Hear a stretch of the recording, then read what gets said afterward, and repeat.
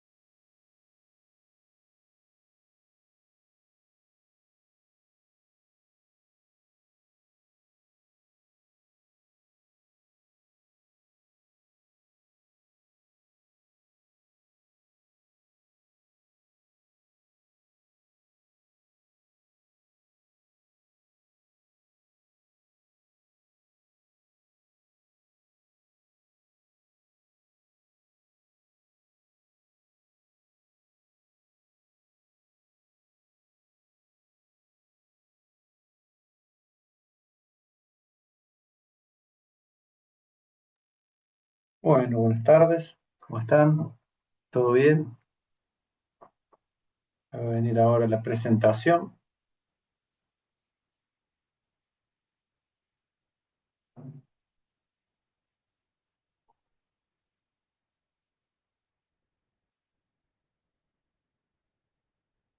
Vamos a aprender con la tecnología,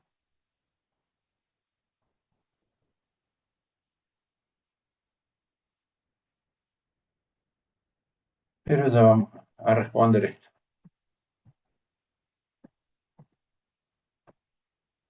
Vamos a sacar este cuadro para que no moleste y vamos a compartir la presentación.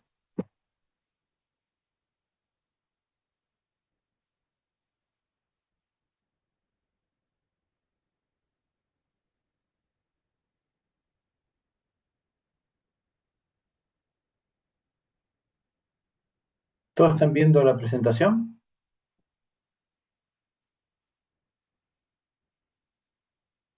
Sí, profe. ¿Me escuchan? ¿Sí? Bueno, Sí, profe. bueno, perfecto entonces. Bien, ¿ven el cuadradito ese que dice hablando ahí ustedes o no lo ven? Creería que no. Admitimos las personas que faltan y vamos a grabar la sesión. Recording in progress. Bueno, buenas tardes a todos. Vamos a trabajar hoy viendo la unidad 7, última unidad que trata sobre el procesamiento distribuido. Entonces, sí es importante acá comenzar a tener presente que vamos a hablar ahora de cómo tienen que ser los sistemas operativos para trabajar con sistemas distribuidos. Para eso vamos a ver el proceso cliente-servidor, las aplicaciones cliente-servidor, una estrategia que se tiene para poder conectar servidores y clientes que se llama middleware. Vamos a hablar del paso distribuido de mensajes y la llamada a procedimientos remotos, qué son los clústeres y qué concepto de diseño los sistemas operativos tienen que tener para trabajar con un clúster, así como cuáles son las diferentes arquitecturas que tiene un clúster. ¿Sí? Tenemos que hacer ahora una abstracción importante que es de trabajar con más de una máquina, es decir, vamos a tener procesos clientes-servidores en donde los componentes de elementos van a ser, desde el punto de vista de los clientes, computadoras con interfaz gráfica y simple.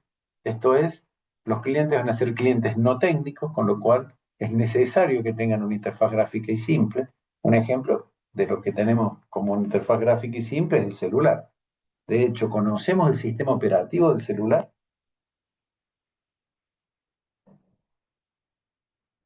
Diría que muy poco. Lo que conocemos son las aplicaciones que el celular tiene y utilizamos esas aplicaciones, pero en sí, utilizar el sistema operativo, no utilizamos tanto el sistema operativo del celular.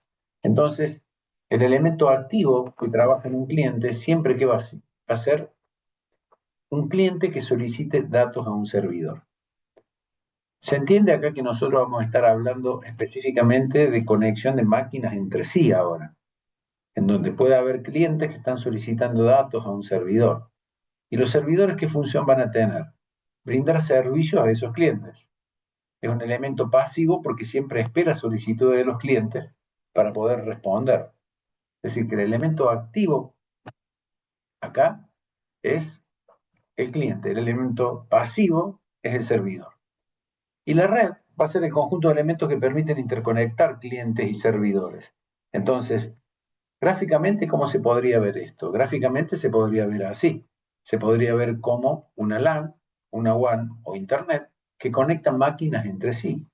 Conecta terminales que llamamos terminales bobas porque no tienen necesidad de tener una CPU con un servidor, o actualmente todos lo que antes eran terminales bobas conviene tener máquinas completas interconectadas entre sí, porque vamos a tener dos tipos de servicios. Un servicio que va a ser cuando nosotros llamemos que la persona está trabajando en los sistemas importantes de la empresa, que va a ser cuando sí tenga que acceder a los servidores, y otro servicio donde el usuario va a trabajar normalmente con aplicaciones propias o aplicaciones que no son estratégicas, por ejemplo, utilizar Word, PowerPoint o cualquier elemento que sea necesario para el trabajo del día a día. No obstante, cuando tenga que acceder a datos importantes y estratégicos de la empresa, sí se va a conectar a través de una LAN, de una WAN o de Internet o de una intranet.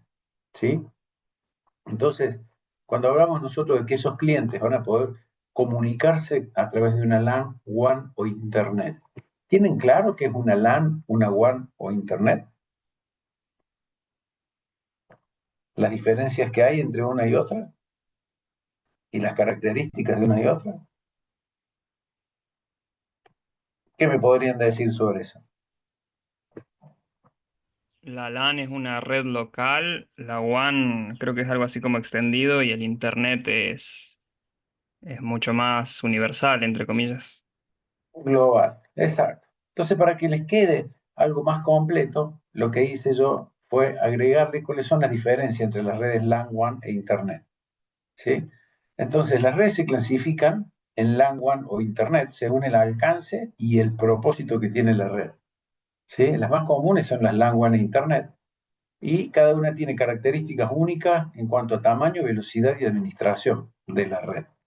Entonces, acá hay un cuadro comparativo entre lo que sería una LAN, una WAN y una Internet.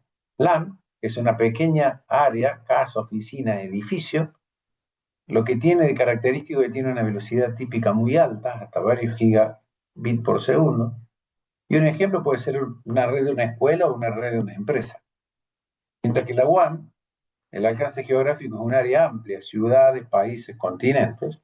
Tiene una velocidad típica menor que la LAN, obviamente porque tiene mayor alcance, y no obstante, puede ser, como un ejemplo, una red de sucursales bancarias. Mientras que Internet, que es la interconecta LAN y WAN entre sí, y además conecta máquinas individuales sin necesidad de estar en una LAN de una empresa, ¿sí? Entonces la velocidad típica es variable, y variable según qué podría ser. ¿Por qué será variable la velocidad típica de Internet? ¿Por qué? ¿Qué piensan ustedes? Porque cada cliente tiene un servicio distinto. Porque cada cliente tiene un servicio distinto y en realidad algo importante a tener en cuenta es que es lo que se paga, ¿no? Uno paga una red y una determinada velocidad. ¿Cuáles son las velocidades típicas que tienen las empresas o que tienen ustedes en sus casas de Internet? El estándar está entre 50 y 100 megas, creo. Exacto. Entre 50 y 100 megas, y algunos pueden pagar un servicio de hasta 300 megas, ¿no? ¿Correcto? ¿Sabían cuál es la velocidad de Internet más rápida que se ha alcanzado, más alta que se ha alcanzado en el mundo en este momento?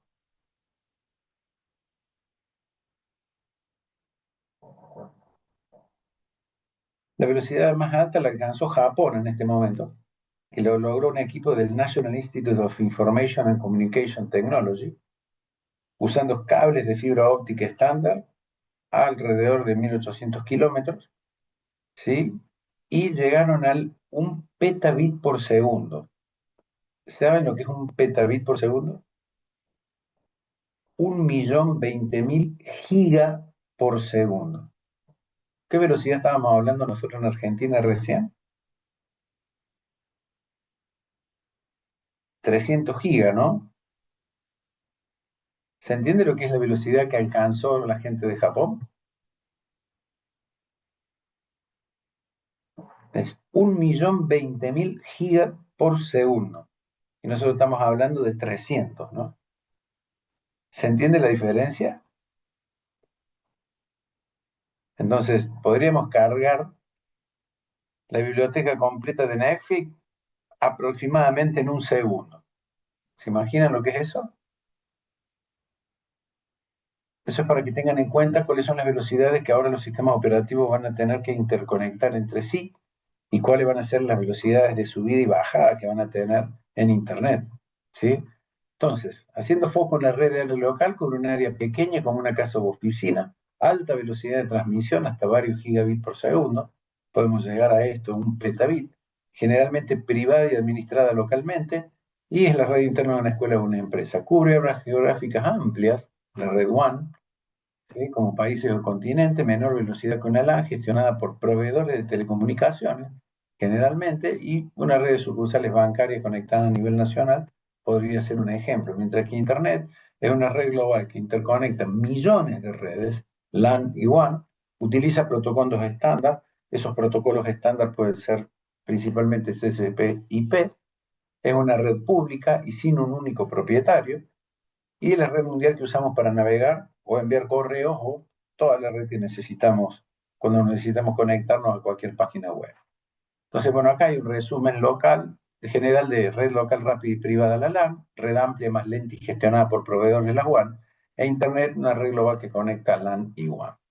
Entonces, si volvemos a ese diapositivo de recién donde teníamos procesos clientes, teníamos servidores y teníamos entre esto cliente y servidor la posibilidad de que un elemento activo era el cliente que solicitaba datos y el elemento pasivo era el servidor que espera los datos. ¿Qué característica va a tener un proceso cliente-servidor? Y bueno, cuando hablamos de aplicaciones, las aplicaciones tienen que ser sencillas de utilizar por los usuarios.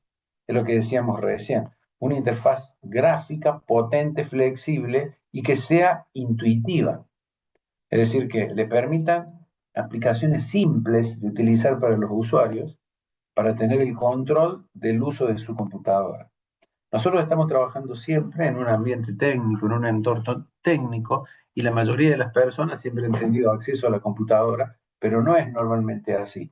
Hoy sí lo que se tiene acceso a la mayoría de las personas en los celulares, que captan el concepto de que tienen la posibilidad de a través de un aplicativo hacer determinadas cosas.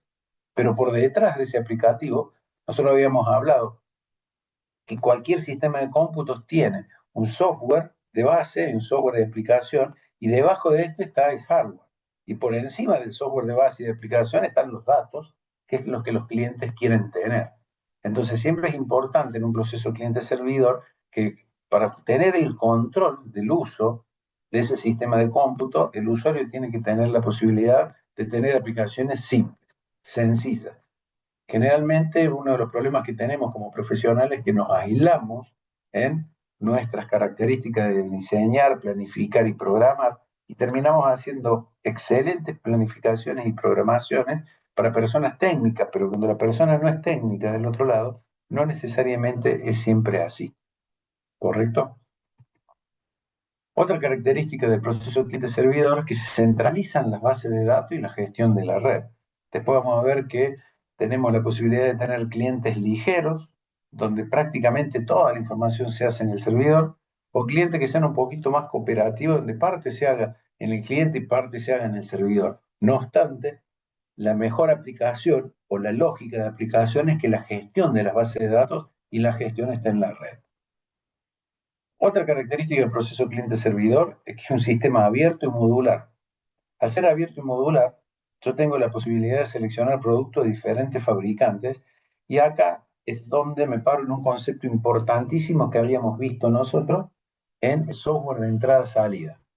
¿Se acuerdan que el software de entrada-salida estaba dividido en capas? ¿Se acuerdan?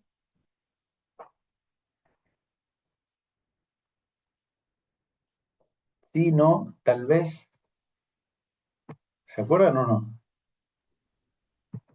Sí, profe. Bien. Eh, Sí, no, la parte de las redes no va a aparecer. Estaba leyendo lo que me decían. Sí, sí, yo ahora lo subo actualizado.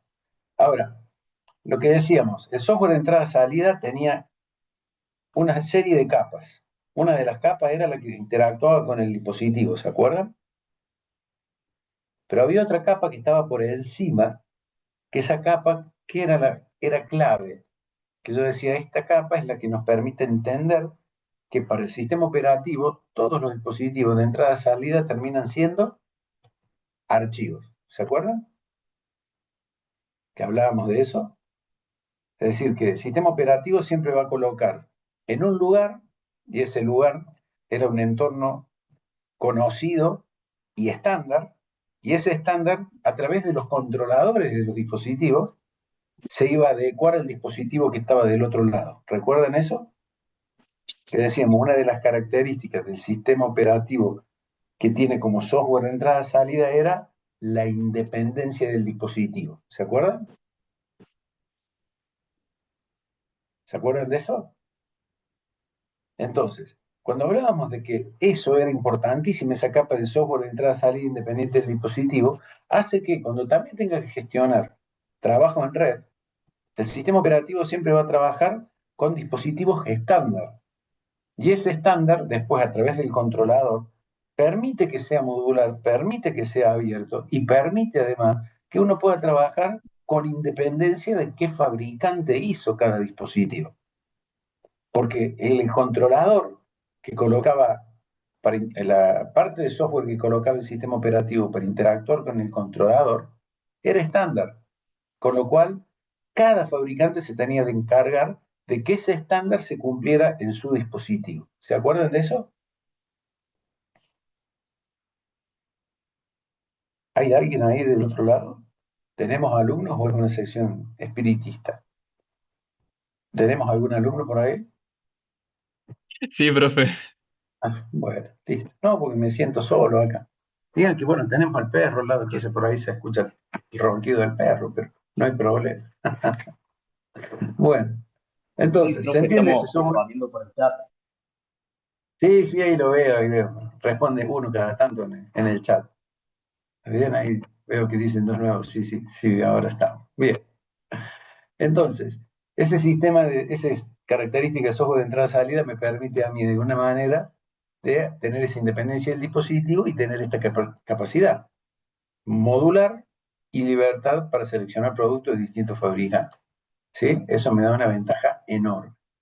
Y la gestión y la seguridad de la red va a ser siempre la prioridad fundamental en la organización. Porque decíamos, de todo el sistema de cómputo, hardware, software de base, de aplicación, datos y redes, si queríamos contarlo como otro elemento fundamental, las redes y comunicaciones, la clave era el foco en los datos. Y al tener el foco en los datos, la prioridad de la organización va a ser siempre la gestión y seguridad de la red, para mantener esos datos de manera confiable y hacer que las transacciones sean confiables.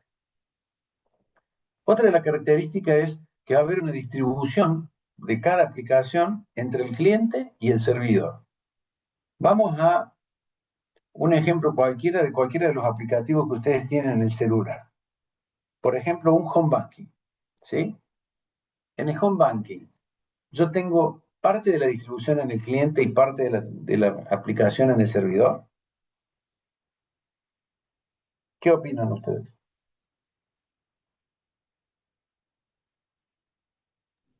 ¿Cómo preguntó, profe?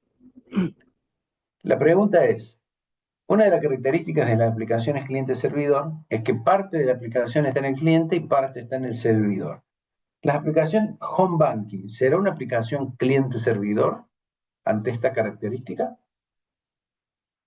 Yo Si creo que usted, depende, porque si la aplicación está en el celular, te la tenés que descargar y tiene que estar ahí corriendo en tu celular. Y si está en la web, tiene que estar conectada a internet. exacto. Es decir, que nosotros desde el cliente Home Banking tenemos una aplicación que es bidireccional, porque nosotros para poder ingresar a la aplicación que está en el servidor tenemos que validar los datos, nombre de usuario y contraseña, y a veces hasta nos pide otros elementos de validación de segundo nivel y demás, ¿sí? ¿Correcto? Entonces, esa distribución está, esa aplicación, digo, está distribuida entre el cliente y el servidor. Ahora, ¿todo lo haré en el servidor o parte lo hago en mi celular o en mi máquina? Cuando yo entro al home banking, ¿ustedes piensan que las operaciones que yo hago en el home banking se hacen en su máquina o se hacen en el servidor del banco? Se hace todo en el servidor, porque si después entras desde otro dispositivo, queda todo ahí. O sea, Bien, pero ¿no hay una parte de proceso local que se hace en la aplicación? Digamos que sí, porque si yo no tengo posibilidades de conectarme a Internet desde este dispositivo, en el servidor no se hace nada. O cuando se pierde la conexión, tampoco en el servidor cambia nada. Y si yo no tengo memoria RAM en mi máquina, ¿podré ejecutar el aplicativo este? Diría que mínimamente no. ¿Por qué? Porque voy a necesitar, por lo menos, traer el aplicativo, abrirlo, validarme y poder correr el programa. Y para que el programa corra, ¿va a correr en el servidor o va a correr en mi memoria RAM? En la memoria RAM. ¿De la máquina mía o de los servidores? De la máquina propia, o sea, la máquina mía, digamos. Exacto. Entonces, ¿se entiende esto de que la aplicación está distribuida entre el cliente y el servidor?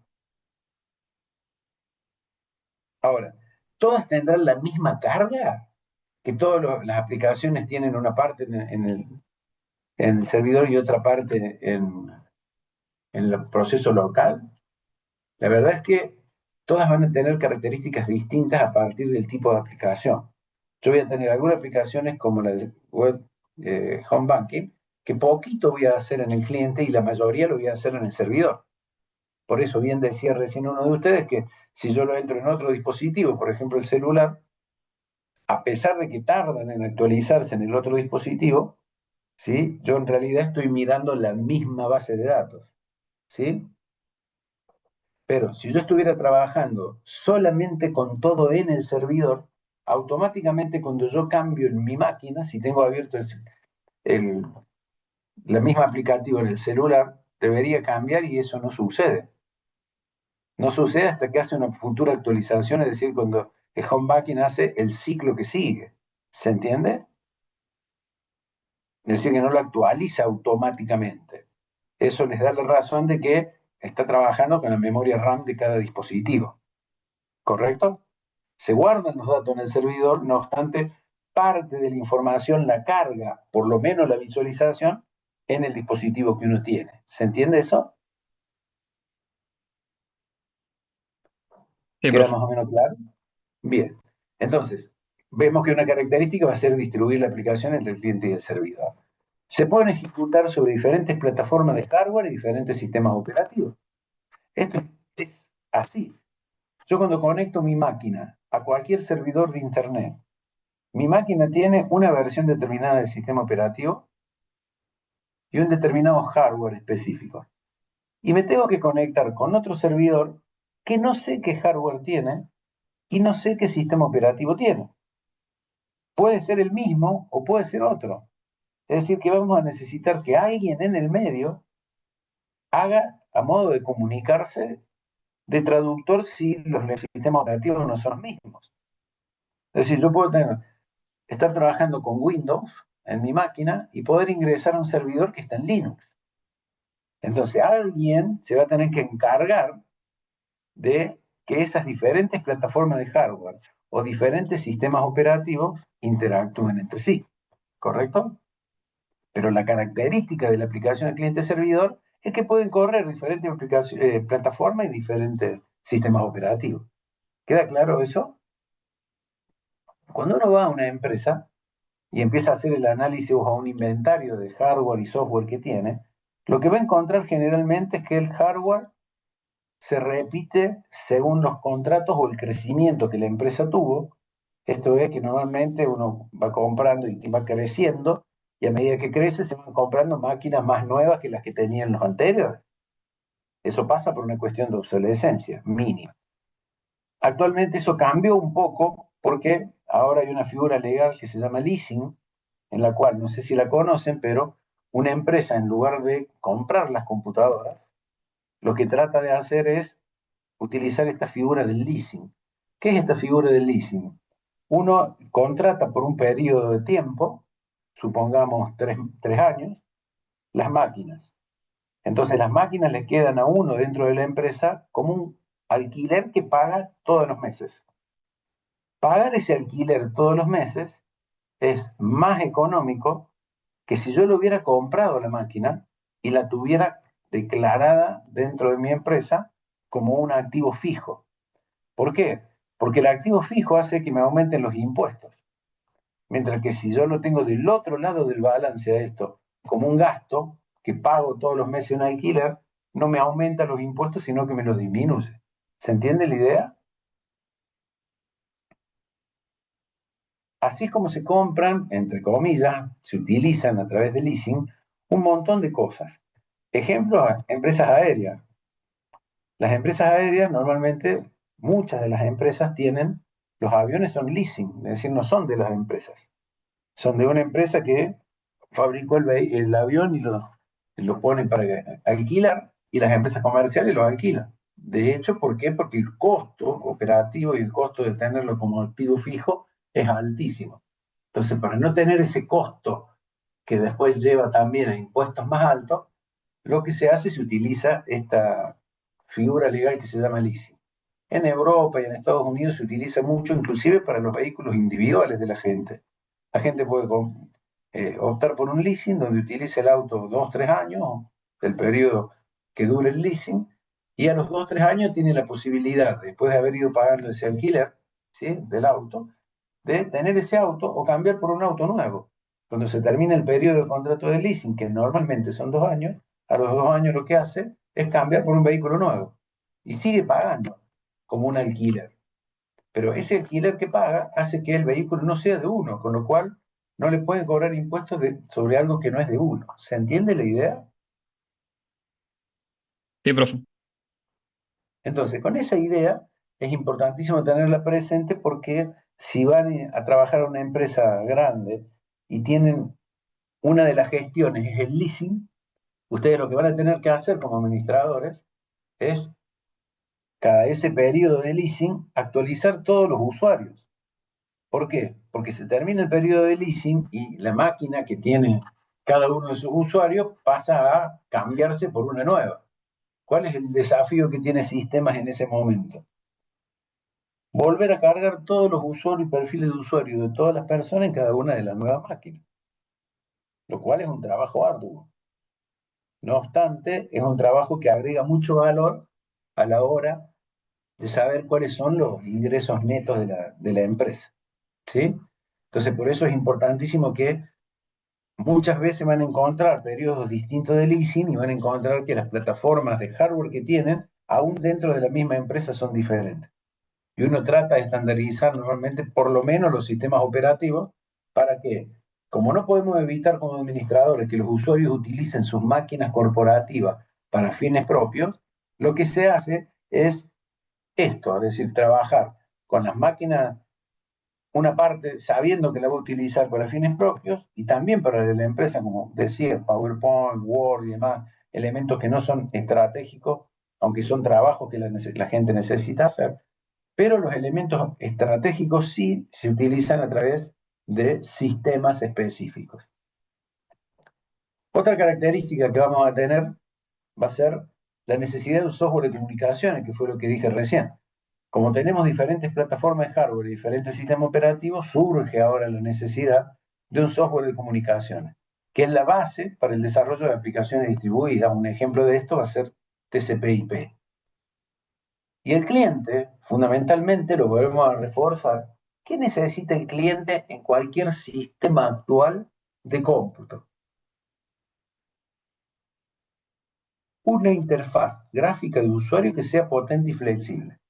Ahí fue donde radicó la gran diferencia de cuando Bill Gates roba la idea a Steve Jobs, de tener, en lugar de tener el DOS que tenía que uno cargar todos los comandos, a partir de una interfaz gráfica potente y flexible, el usuario con movimiento del mouse puede hacer que un archivo vaya de una carpeta a otra, de un directorio a otro. Mientras que antes teníamos que poner, copiar, conocer la ruta, conocer el comando con el que tenía que hacer copiar, conocer la ruta de origen, conocer la ruta de destino. Entonces, ya todas esas cosas que parecen obvias cuando yo lo hago ruta de origen, ruta de destino, con el movimiento del mouse llevando un archivo de una carpeta a la otra, en el otro tenía que especificar la ruta, escribir la ruta, desde el nodo raíz o desde el entorno que tenía, ya sea en el Windows anterior que tenía C, cada una de las unidades, ¿sí? Tenía que determinar, como hacen en segundo año cuando trabajamos en Linux, determinar absolutamente toda la ruta. Entonces, la interfaz gráfica de usuario evita todo eso. Cuando ustedes hacen algo en el aplicativo dentro del celular, no tienen ni idea de qué rutas se están creando o qué rutas necesita acceder el sistema operativo para actuar con ese aplicativo. ¿Se entiende? Entonces, dentro de la aplicación de cliente-servidor, una característica fundamental es esa interfaz gráfica. Recapitulando lo que vimos hasta ahora, vemos la necesidad en la arquitectura cliente-servidor de trabajar parte en el cliente y parte en el servidor. Ahora, dentro de la arquitectura del cliente-servidor vamos a tener dentro del cliente algo fundamental que está en celestito acá, que son los servicios de presentación, que es lo que el cliente entiende como el aplicativo que necesita utilizar. Eso es el servicio para él. Ese es el aplicativo que ustedes tienen en el celular y que ven con una interfaz gráfica bonita, potente, que les permite hacer cosas. No obstante, eso es solo la presentación. Por debajo de eso va a estar la lógica de aplicación, y esa lógica de aplicación tiene que estar en ambos lados, en el cliente y en el servidor. Luego de esa lógica de aplicación, ¿qué voy a necesitar tener? Un software que comunique el cliente con el servidor.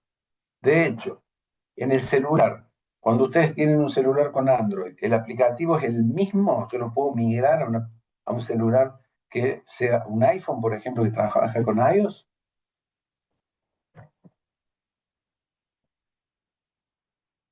¿Puedo mudarlo? No, Yo tengo... para hacer las cosas en iPhone es completamente distinto, la programación y todo eso. Exacto. ¿Por qué? Porque yo la lógica de aplicación la tengo que hacer con el sistema operativo cliente. Si el sistema operativo cliente es Android, tengo que trabajar un sistema de comunicación con el sistema operativo del servidor de una determinada manera. Mientras que si el sistema operativo cliente es un iOS, yo tengo que trabajar con el software de comunicaciones, con el sistema operativo del servidor de otra manera. Es como si tuviéramos Linux y tuviéramos Windows. Es decir, yo tengo que comunicar clientes con Windows, tengo que comunicar clientes con Linux. Clientes con Windows y servidores con Linux. Clientes con Linux y servidores con Linux. Que a veces, al no ser las mismas aplicaciones o distribuciones, no son compatibles 100%. Entonces, es por ahí por donde yo digo, bueno, ahora es importante tener presente que voy a necesitar algún software, que va a ser ese software de comunicaciones, que me va a permitir a mí, con ese software de comunicaciones, comunicar cualquier plataforma y sistema operativo software en el cliente con cualquier plataforma y sistema operativo en el servidor. ¿Sí? Entonces, de esta manera, ¿qué voy a tener? Bueno, de esta manera voy a tener que la lógica de aplicación del cliente va a ser una petición a la lógica de aplicación en el servidor y voy a tener una respuesta. Ahora, esa respuesta es clara para mí, no obstante, tiene que haber una interacción clara de protocolos entre diferentes plataformas y diferentes hardware y software, ¿sí? Entonces, dentro de las aplicaciones de las bases de datos, ¿cómo hacemos normalmente? Hacemos una consulta inicial y la consulta inicial nos devuelve, por ejemplo, 150.000 registros posibles. ¿Sí? La base de datos en este caso tiene 1.500.000 registros.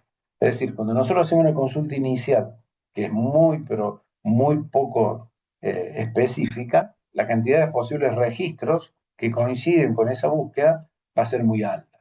Yo ahora, a partir de los posibles registros, hago una siguiente consulta con un filtro mejor. Al hacer un filtro mejor, de esos 150.000 registros, bajo a 1.000 registros posibles.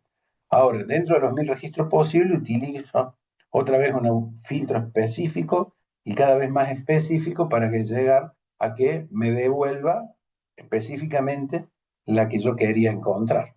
¿Sí? Entonces, fíjense que tengo muchas consultas desde el cliente al servidor para obtener un registro devuelto. Entonces, esta diapositiva, que parece una diapositiva muy sencilla, es casi que es la diapositiva que nos dice cómo trabajar con la inteligencia artificial. Porque cuando yo trabajo con la inteligencia artificial, del lado de la base de datos, lo que la inteligencia artificial me hace es darme respuestas a lo que yo le pregunto, pero busca en un montón de bases de datos y trata de encontrar cuáles son los campos clave de búsqueda en función de la consulta que yo le hice. Entonces, una clave para utilizar la inteligencia artificial del lado del cliente, ¿qué va a ser? Saber preguntar. Y sobre todo, saber qué preguntar en función de el objeto o sujeto que le estoy preguntando.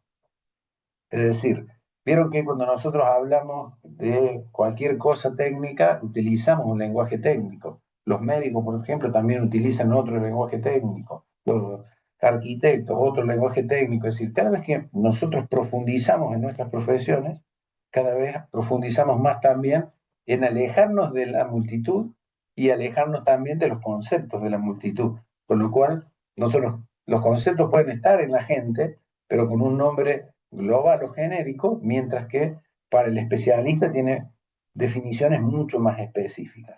Por eso digo que estas aplicaciones de base de datos nos muestran cómo, solicitándole cosas a la inteligencia artificial, tengo que ser mucho más específico en saber qué preguntar, porque un defecto que todavía tiene la inteligencia artificial es precisamente que tiene lo que nosotros llamamos técnicamente alucinaciones, que da respuestas aunque no sean ciertas.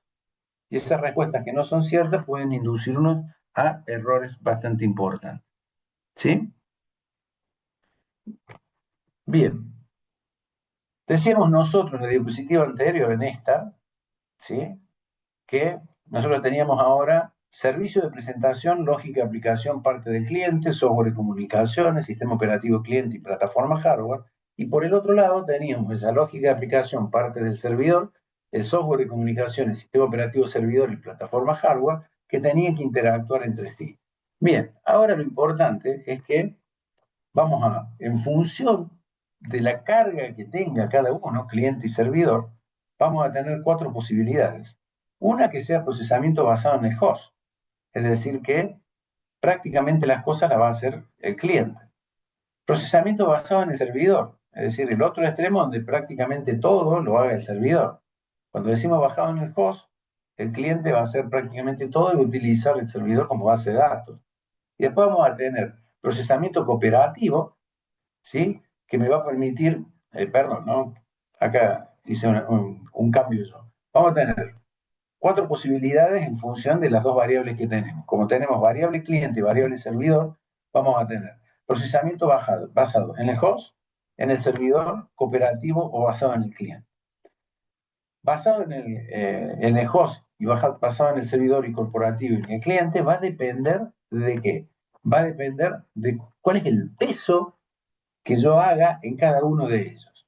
Entonces vamos al primero, que es el procesamiento basado en el host.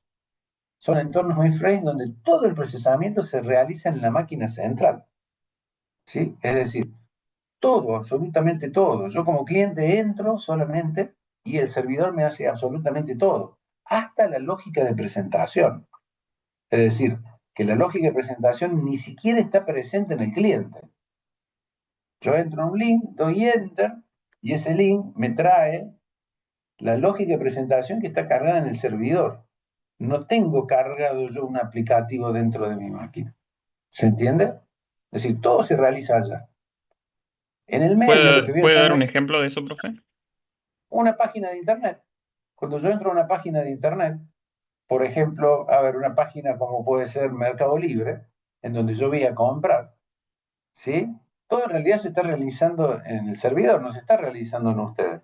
A ustedes les muestra cosas, pero tiene, aunque no, Mercado Libre no, porque la tienen a la aplicación. A ver, podría ser aplicaciones que sean muy estratégicas y seguras. A ver, cuando dicen yo entro al sistema D, cuando tengo por ahí un icono, pero el icono lo único que me hace es entrar a un link, ¿sí? Y ese link al que yo entro es el que me da la presentación del sistema. Es decir, yo no tengo un aplicativo en mi servidor, solamente tengo un link de ingreso para ingresar en aquel lugar, pero no tengo yo el aplicativo. A ver, algo que se me ocurre ahora podría llegar a ser un ejemplo, WeTransfer, en donde en WeTransfer yo hago doble clic y lo único que hace es traerme los archivos, pero yo no tengo un aplicativo que se llame WeTransfer. A mí me envían un link, yo entro con el link y entro a la página de WeTransfer, al lugar en donde está eso, y yo traigo y bajo la información o la cargo la información. Pero todo se realiza directamente en el servidor. ¿Me explico? Sí, ahora sí. ¿Se entiende? ¿Por qué? Porque el procesamiento ahora que es basado en el servidor, sí necesito tener la lógica de presentación dentro del cliente. Fíjense que el host es el extremo donde todo se hace en el servidor. Y basado en el cliente va a ser el otro extremo en donde yo sea todo basado en el cliente y el servidor solo sea base de datos. Entonces, la primera característica es que todo se hace en el servidor. Yo entro y el servidor es tan seguro que todo se hace allá. Yo no hago nada en mi máquina. Solamente traigo los datos que me da la lógica de presentación del servidor. Segundo ejemplo, o segunda clase de aplicación cliente-servidor, es cuando la lógica de presentación la proporciona el cliente. Es un cliente liviano, pero está solamente la lógica. Y esa lógica de presentación se comunica con la lógica de aplicación del servidor. Pero toda la lógica de base de datos y todo el sistema de gestión de base de datos, que eso es lo que significa SGBD, se realiza en el servidor. ¿Sí? Es decir, que solo tengo en el cliente el iconito para tener la lógica de presentación. En el medio voy a tener ahora el procesamiento cooperativo, donde tenga lógica de presentación y lógica de aplicación en el cliente, y tenga lógica de aplicación, lógica de base de datos y sistema de gestión de base de datos en el servidor. Entonces acá ya sí tengo una parte cooperativa, porque mi dispositivo tiene que poner algo. Ejemplo, voy a necesitar tener utilización de mi memoria RAM para esto. Por eso voy a tener que tener espacio libre para que parte de lo que se procese en mi operación cliente. Mientras que lo que sigue es donde ya la lógica de la base de datos es lo que se queda en el cliente. Este es lo que se llama cliente pesado. El primero en el host era el cliente liviano. Acá lo que tenemos es todo el procesamiento se realiza en el cliente, que es el cliente pesado, y el servidor lo único que hace es validar datos y algunas funciones de la lógica de base de datos. Pero toda la lógica de presentación, de aplicación y la lógica de base de datos parte desde el cliente. Entonces el cliente el que realiza todo y solo se accede para mirar datos en el servidor. ¿Se entiende que las aplicaciones entonces ahora tienen estas 4 posibilidades? ¿En dónde? En el host, todo se hace en el host. Yo solo accedo a datos y nada más. Basado en el servidor, yo ya tengo la lógica de presentación en el cliente, pero todo se hace en el servidor. Cooperativo, tengo la lógica de presentación y de aplicación parte en el cliente y el resto de la lógica de aplicación, base de datos y sistema de gestión de base de datos en el servidor. Y este último, que es basado en el cliente, cliente pesado, donde la lógica de presentación, aplicación y base de datos están en el cliente, es decir, que necesito mucha más RAM para un procesamiento basado en el cliente y mucho menos acceso a la lógica de base de datos, porque solamente se va a validar datos. ¿Se entiende? Bien. Dentro de la arquitectura cliente-servidor está la posibilidad de utilizar un servidor de capa central que sirve de servidor de aplicación. Entonces, la máquina de usuario normalmente es un cliente liviano. Si yo tengo un servidor en la capa central, este servidor en la capa central me va a servir como un gateway, es decir, como un disparador de qué servidor utilizar entre cliente y servidor de base de datos. ¿Por qué? Porque un servidor de capa central, apuntando a aquello de independencia del dispositivo ahora, como va a tener solicitudes de varios clientes, puede el servidor de capa central asignar diferentes dispositivos, o sea, el mismo dispositivo, pero diferentes espacios de direcciones de memoria de cada dispositivo a diferentes procesos. Y esos diferentes procesos pueden ser, además del mismo cliente o de diferentes clientes. ¿Sí? Y el servidor en segundo plano lo que sirve es de varios servidores de datos. Lo único que hacen es brindar datos los servidores en segundo plano. Pero el servidor de capa central es el servidor que escoge, elige qué servidor es el que va a ser atendido ante una determinada petición de un cliente. ¿Sí? Esto nosotros habíamos visto en la clase anterior, ¿se acuerdan que habíamos trabajado sobre la tecnología RAID? ¿Qué era la tecnología RAID? La redundancia de los datos. Por un lado, la redundancia de los datos, pero la otra, que me permitía además, era poder trabajar en paralelo al tener la posibilidad de utilizar varios discos para tener la misma información, ¿se acuerdan? Entonces, si yo tengo que acceder a diferente información, cada uno de los discos tenía bandas, ¿se acuerdan?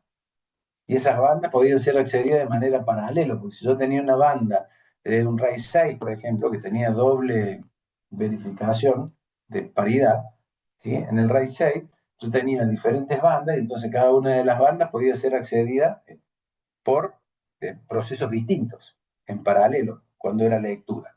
Cuando era escritura, no, era más difícil porque tenía que escribir en todos los discos, ¿se acuerdan?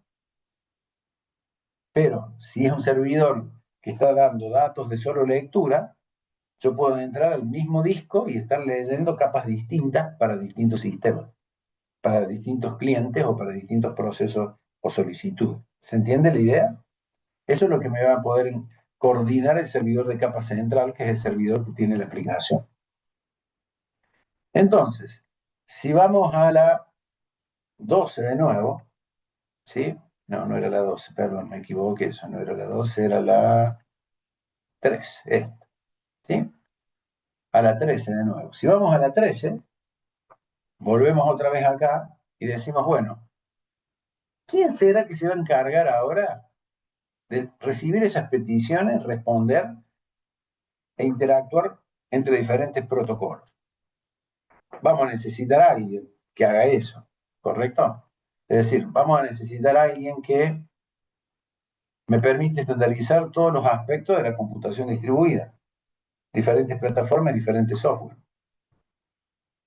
Una cosa dificultosa es implementar una configuración cliente-servidor integrada y que sea multivendedor, que quiere decir que sean diferentes sistemas operativos para diferentes partes de la empresa. El enfoque cliente-servidor, habíamos dicho, brinda modularidad y capacidad de combinar plataformas y aplicaciones, que era fantástico eso. Entonces, para eso voy a necesitar resolver el problema de la interoperabilidad de esos diferentes protocolos. Y eso se va a llamar middleware. Entonces, ¿qué es el middleware?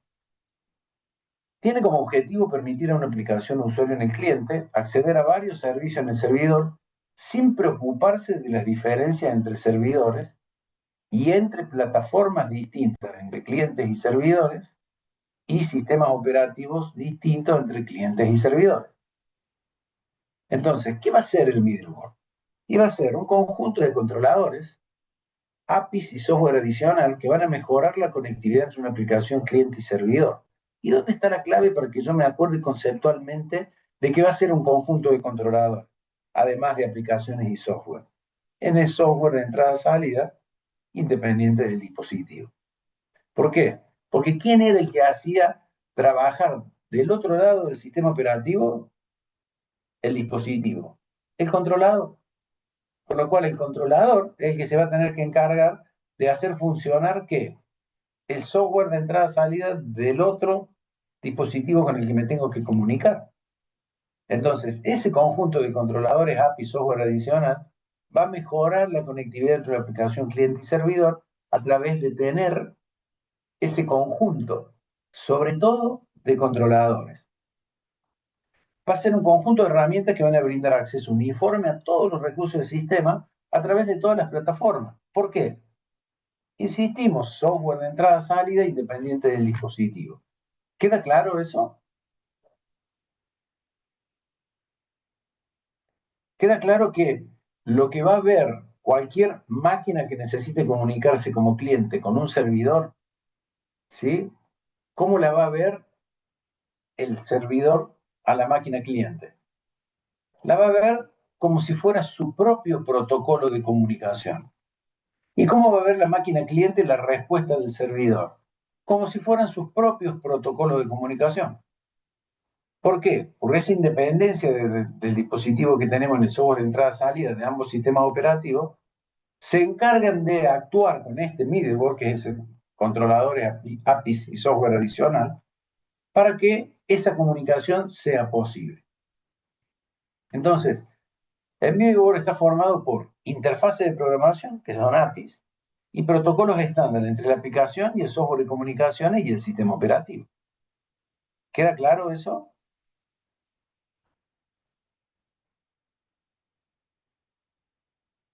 ¿Quedó claro o no? Sí, profe. Bien. Entonces, ¿qué ventajas tengo de utilizar middleware? Permite construir aplicaciones que utilicen el mismo método para acceder a los datos. independientemente de la ubicación. ¿Por qué? Porque el médico se va a encargar de resolver ese problema de comunicación con otra plataforma y con otro sistema operativo. Facilita la implementación de la aplicación en diferentes tipos de servidores y estaciones de trabajo. Sí, porque después el médico se va a encargar de relacionarse correctamente con todos los clientes que tenga, con diferentes plataformas en diferentes sistemas operativos. ¿Y cómo se hace eso? Simplemente a través de paso de mensajes, que algo vimos de paso de mensajes cuando vimos que, ¿te acuerdan? Era la solución a qué? Era la solución al problema del productor consumidor, ¿se acuerdan? Para que no hubiera ni condiciones de competencia ni condiciones que hicieran que el sistema quedara detenido permanentemente. Nada más que ahora lo que se agrega son llamadas a procedimientos remotos. Entonces, dentro de la arquitectura del middleware, yo voy a tener la interacción middleware y la interacción de protocolos. Esa interacción de protocolos va a trabajar con los servicios de aplicación. Y por debajo tenga los sistemas operativos cliente y servidor y la plataforma de hardware específica de cada uno de los elementos que interactúa como cliente o como servidor.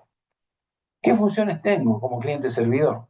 Y bueno, lo que voy a tener es, para el paso distribuido de mensajes, una petición con un mensaje y una respuesta del servidor de archivos con un mensaje.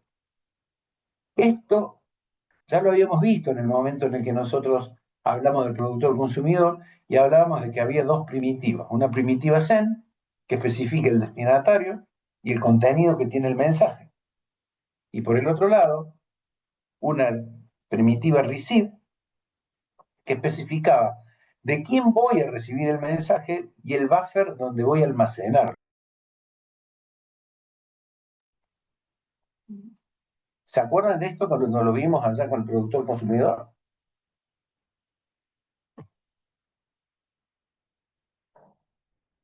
Entonces, ¿cómo era la transferencia de mensajes a través de Send? La transferencia de mensajes a través de Send, el módulo de paso de mensajes construye el mensaje, se entrega el mensaje al servicio de comunicación, TCP/IP, y ese servicio de comunicación se envía a través del medio de transmisión que sea, cable, fibra óptica, aire, lo que sea, y en el destino, el servicio de comunicación se lo entrega al módulo de paso de mensajes del receptor. Se examina el ID del proceso y se almacena el mensaje en el buffer del proceso receptor. Entonces, dentro de los pasos distribuidos de mensajes, en base a esa interacción que acabamos de describir, vamos a tener la posibilidad de tener servicios fiables y servicios no fiables. El servicio fiable es el que garantiza la entrega de los datos, que utiliza un protocolo de transporte fiable, se realiza la comprobación de errores y acuse de recibo, y se retransmiten y se reordenan los mensajes en caso de llegar desordenados. Esto lo habíamos visto. ¿Se acuerdan cuando decíamos, bueno, podía enviar el mensaje 1, enviaba el mensaje 2, pero ya el mensaje 3 tenía problemas de que no llegaba completo? Se mandaba el mensaje otra vez y llegaba completo. ¿Cómo se diferenciaba qué mensaje se tomaba, si el primero o el segundo? Había lo que se llamaba un número de secuencia, ¿se acuerdan?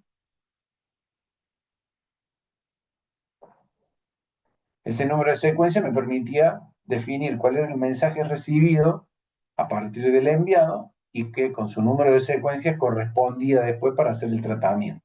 ¿Se acuerdan de eso? Eso es lo que significa se realiza la comprobación de errores y acuse de recibo. ¿Sí? Bien. Si el servicio ahora es no fiable, ¿qué hace el sistema middleware? Simplemente se envía el mensaje al destinatario por la red, utiliza un protocolo de transporte que no es fiable, no se informa si se entregó el mensaje con éxito. Este tipo de servidores se denominan servidores proxy, porque lo único que hacen es enviar la información. Si el otro la recibió o no, no es una función que tenga que controlar.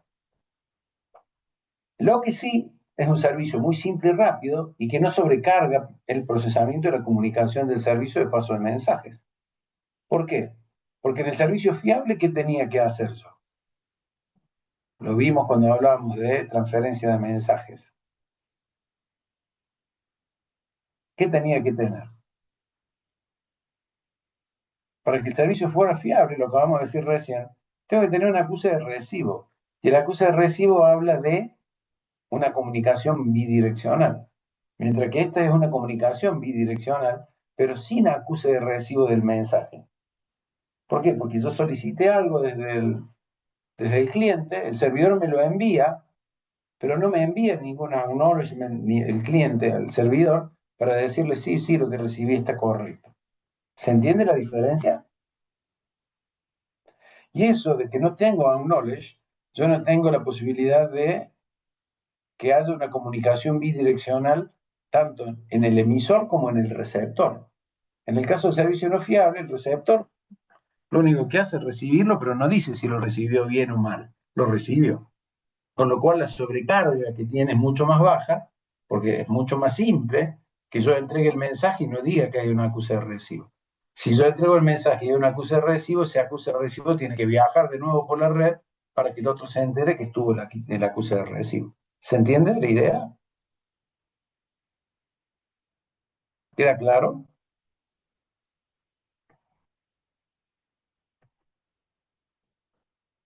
Y también habíamos visto, cuando hablábamos del paso distribuido de mensajes, que nosotros habíamos tenido esas primitivas send y receive que podrían ser bloqueantes o no bloqueantes. Si la primitiva eran no bloqueantes, eran asíncronas, se realizaba un send y receive, pero no se suspendía el proceso. ¿Por qué? Porque se guardaba en un buffer, ¿se acuerdan? Entonces, la primitiva send, el sistema operativo devuelve el control al proceso cuando pone el mensaje en la cola de salida.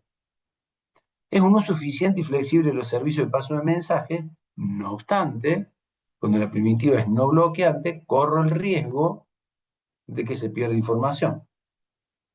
Mientras que, cuando la primitiva es bloqueante o síncrona, el send en un servicio no fiable lo que va a hacer es no devolver el control al proceso emisor hasta que el mensaje se transmitió.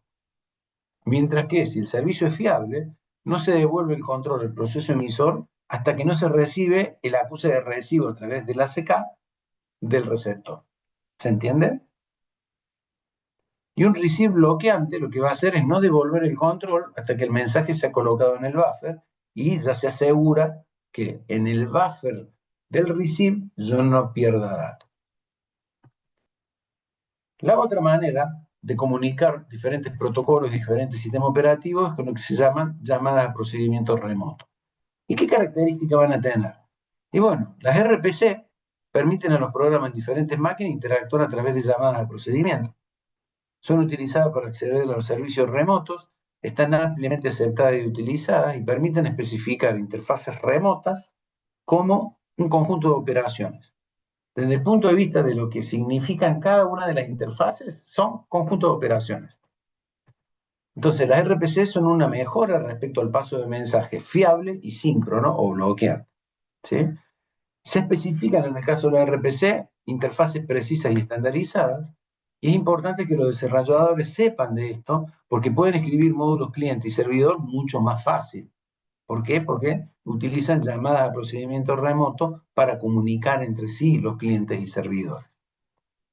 Entonces, en un ejemplo yo tengo acá call XY, donde P es el nombre del procedimiento, X argumentos pasados y los valores de vuelta. ¿Sí?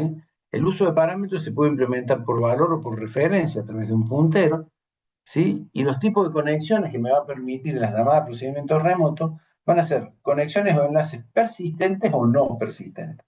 Si son no persistentes, la conexión se libera apenas se devuelven los valores de la llamada del procedimiento remoto. En cambio, si son persistentes, la conexión se mantiene después de la finalización de la llamada del procedimiento remoto, tiene una carga superior, no obstante, lo hace mucho más fiable. Entonces van a aparecer con esto las RPC que sean síncronas y las asíncronas.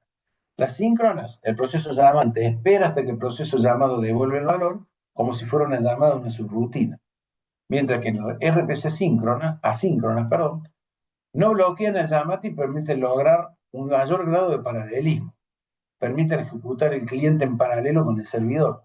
No obstante, corro el riesgo de perder información. ¿Sí? Bien. ¿Hasta acá vamos bien?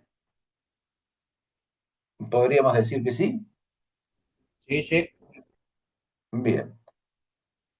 Son las y 27, vamos a dar el concepto de clúster o agrupaciones y vamos a dejarlo acá porque son pocos los que están participando, ¿no? Como participantes tengo pocas personas, que son solo 20 del curso, ¿sí? Entonces, más allá de que dejemos grabada la sesión, me parece que hay motivos por los cuales muchos no han participado, con lo cual lo que voy a hacer va a ser, en realidad, mejor me parece dejar acá, que es clúster o agrupaciones, no nos queda tanto, estamos en la diapositiva 34, ¿sí? Vamos a dejar de grabar acá para que... ahí Recording está. stopped. Dejamos de grabar para que los demás no vean esto que vamos a hablar, pero no porque no querramos que lo vean, sino porque no tiene sentido cuando vean el video, ¿sí? Entonces lo dejamos ahí. Dentro de la presentación lo que nos quedan son poquitas filminas, ¿sí? Las filminas en total eran 48, hicimos 34. Pero bueno, vamos a terminarlo, lo vamos a dejar acá a la grabación y vamos a cerrar la clase acá. Y el miércoles de la semana que viene vamos a hacer las diapositivas que faltan y ya vamos a comenzar el repaso, porque tengan presente que nosotros estamos hoy, que es día 22. Tenemos el día 29, en donde ya deberíamos comenzar el repaso, y el día 5, porque el parcial es el día 7, ¿correcto? Entonces no tenemos mucho tiempo como para comenzar a repasar, cosas que vamos a empezar a hacer a partir de la clase que viene. ¿Ok? Bueno, el 5 Cuando el 5 o el 7 del parcial. parcial es el 7, lo que pasa es que como clases no queda la del 29 y la del 5. Entonces, por eso, Está bien. terminamos las diapositivas que están para que haya más alumnos, porque son 20 nomás lo que hay ahora, y después son 15 diapositivas. Y después empezamos a repasar lo que corresponde a es el último parcial, para que el día 5 hagamos un simulacro de parcial. ¿Ok? ¿Desde qué parte va, Yasmín? Bueno, lo que va es desde administración de memoria. Se nos quedaría administración de memoria y nos quedaría entrada, salida y sistema distribuido. Esos serían los temas, ¿sí? ¿Ok? Te voy a subir una encuesta profe. para que se noten en el primer turno, segundo turno, según las aulas que nos den. ¿Ok? Ok. Bueno, Ok. que tengan una buena tarde. Nos encontramos, si Dios quiere, el miércoles de la semana que viene y esperemos que ya no haya más paro ni nada que nos molesten, que estemos presencial sí o sí, así haya paro o lo que haya, para que podamos terminar con esto, empecemos el repaso y hagamos un simulacro el otro miércoles. ¿Sí? Buenísimo, profe, muchas gracias. Hasta luego, Gracias a profe. todos. Saludos a todos. Adiós. Gracias. Adiós, Hasta luego. profe. Profe, gracias.